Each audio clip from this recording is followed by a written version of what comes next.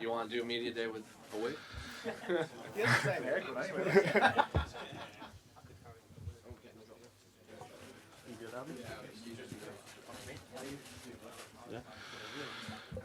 Arnold, man, a huge fight for you. I know this, you've been chasing big opportunities for a long time. To get one like this, what do you think it kind of says about where you are at your career? It's all coming together. Yeah, I mean, like when Dan decided to come back to 45, I know he kind of announced it ahead of time. Was that something that you had reached out about, maybe inquiring about him as an opponent, or did they just come to you with him?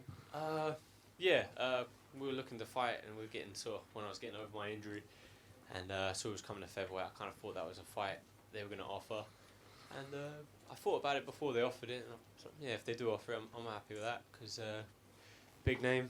I know it's not ranked at featherweight, but it does good things. So, yeah. What do you kind of expect out of him? He's saying, this is as smooth as a weight cut could go for him. He's firing on all cylinders, things like that. What you would expect him to say, obviously. But do you think he's going to lose anything moving down? Does he gain anything? What do you expect? Yeah, I'm pretty sure he's going to lose some stuff coming down. It's what a weight cut does. And if you're going to do a bigger weight cut than you usually do, it's going to make bigger effects on your body. So yeah, definitely. Yeah, and you win this one. I mean, 9-0 in the UFC. That's an extremely rare feat for people to get through. I know there's been, extra issues that prevented you from competing as much as you want to, things like that. But if you're able to, stay healthy through this fight, have this record, what does that kind of say where you fit in this division? Top five talk. If I win here, definitely a big name. Maybe a main event slot. Yeah, getting that title eliminator picture. That's the plan. Do you see anyone in the top 5 in terms of like who makes the most sense? Because I know there's things booked up right now. There's guys injured, coming off losses, et cetera, et cetera. Yeah, I do. You want to share? No, focus on Dan Hooker. That's it. Fair enough. Who do you think wins the next title fight though between Volkanovski and Zombie? Volkanovski. I think pretty comfortable too. And I know you're not unfamiliar to the situation you're walking into on Saturday, but I imagine there'll be some extra energy, considering how long it's been and everything. Yeah. Do you do anything to kind of physically, mentally prepare for the environment you're going to be in, or because you've done it before, it's not as difficult? No, nothing extra. Just normal stuff. Warm up, breathe, walk out, fight. Thanks, Aaron. You're no stranger to London cards, Arnie. But this one feels... It's very big, it's very important, and I think you're at the forefront of the fan base's consciousness as well. You've done a great job of, the retweets, the sandwiches, everything like that. It's really taken your fan base to a new level. Does that change the dynamic of it when you're leading into fights like these, when there is more attention, when it's not flying under the radar, it's very much at the forefront of the card? Nah, it changes nothing really. It just, more sponsorship opportunities, hopefully. More things like that, but fight-wise, nah, I don't feel no more pressure. There's no, the same old, it's just another fight, and yeah, that's it. Was it beneficial for you to be training in Renegade? Obviously, Joy Herbert as well on the card from Renegade. Obviously, Leon there as well.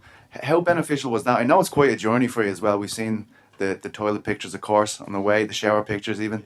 But how beneficial was it to make that trek and train with those guys?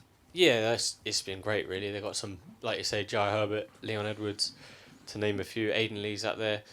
There's some great bodies out there, great sparring partners, and the perfect guys I need for this camp. And been very beneficial. Nice one,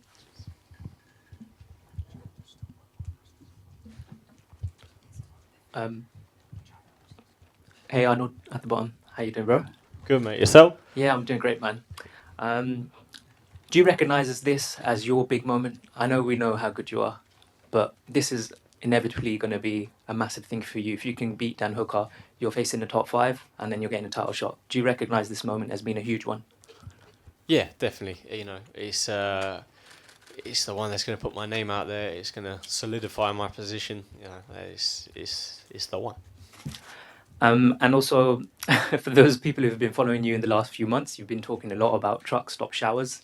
So I just want to say, you've come a long way from truck stop showers to showers at the Hilton this week. Just let us know how much better it is.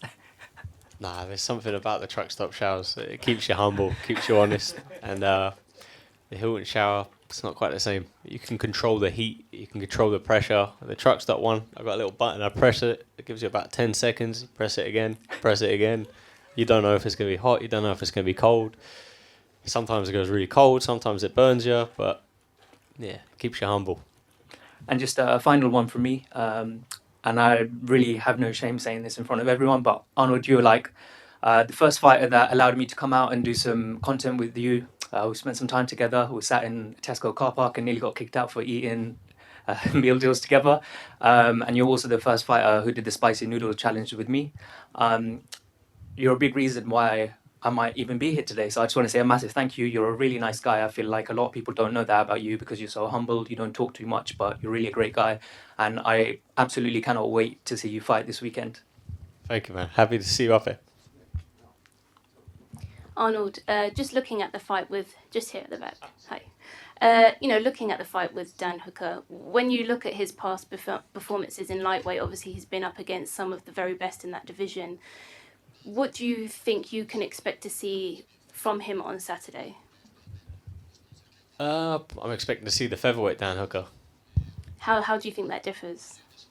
He's fought there before, and he's done his best work at lightweight, and I'm pretty sure that's where his best work's going to stay. Is there anything when you kind of watch back footage on him, is there anything that stands out to you about him? Anything that you think you need to look out for? He's really tall. Okay. How do you see your hand being raised on Saturday then? Me just sort of, being less tall and using that height advantage, disadvantage to my advantage. All right, thank you. Good luck. Arnold, you speaking about the height difference. Has your nan come to terms with the height difference yet, or is she still concerned about the height difference? No, she's digging deeper. She asked me where he's from, and I said New Zealand. She's like, well, he's not Maori, is he? I was hard. I hope not, man. She's like, oh, okay. But yeah, so she's looking for other avenues now.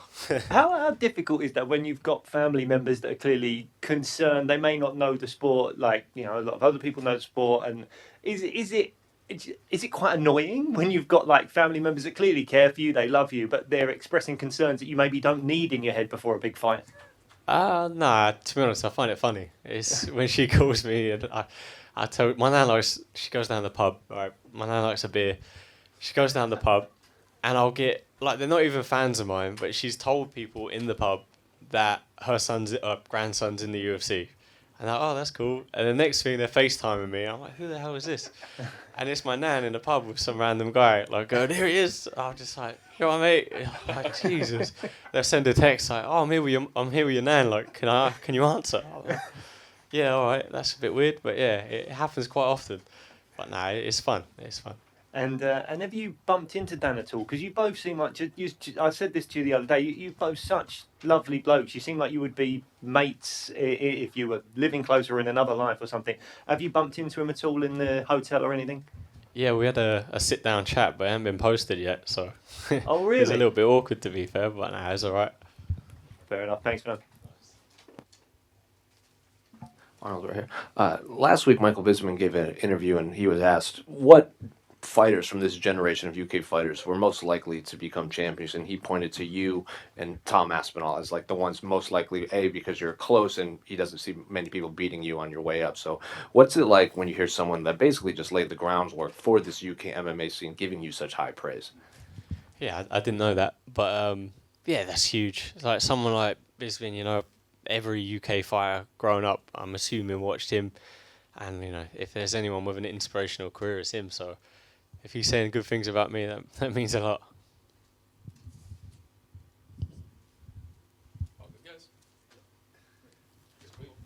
Thank you.